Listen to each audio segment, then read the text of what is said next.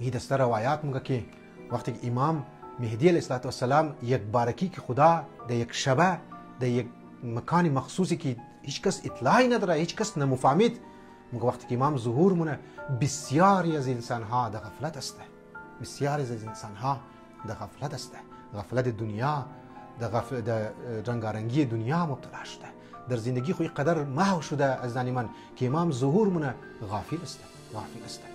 و لیکن برای از اونایی که بیدار است ظهور امام زمان علیه السلام استاد علی بسیار خوب جمله میگه، اونهایی که بیدار بودن، اونهایی که پر زندگیش کد امام روابط برقرار بوده، امام همیشه یاد میکردن وقتی که یک شبه و یک شو در یک روز امام وقتی ظهور مونه اینها کست جلکه نمخوره، اینها آماده هستند، اینها تیار هستند.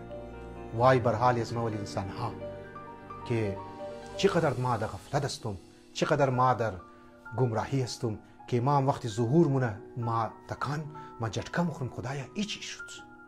ما خود نه از لحاظ فکری آماده ایم، نه از لحاظ عقیدتی آماده ایم، نه از لحاظ معنوی ما آماده ایم، نه از لحاظ عرفانی ما آماده هستیم، هیچی هم نیست. امکان در از من که انسان در مقابل امام وقت ایستاده شد.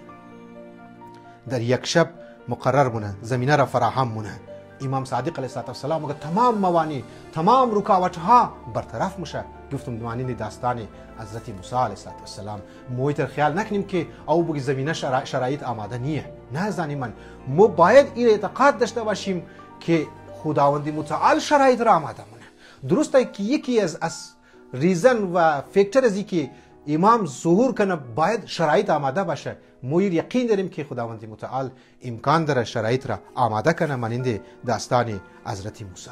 البته اینجا دو نکته در خدمت شما عزیزان ما باید این را برش تاکید کنیم. اول نه ای که ممکنه ما شما که یک طرف روایات تو کنی که یک قدر تعبیری بسیار خوبصورت که انسان را امید دلاونه که امام در اون نزدیک است ظهور چی.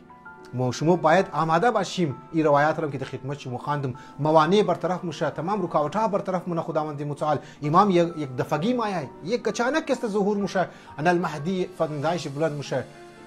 از اون طرف باید توجه داشته باشیم که بعضی اوقات امکان داره خدا حکیم است بنابر مصلحتایشی ممکنه ظهور طولانی شونه، ممکنه ظهور کم ذره پس بره. اینجی این نکته رو شما باید توجه کنیم.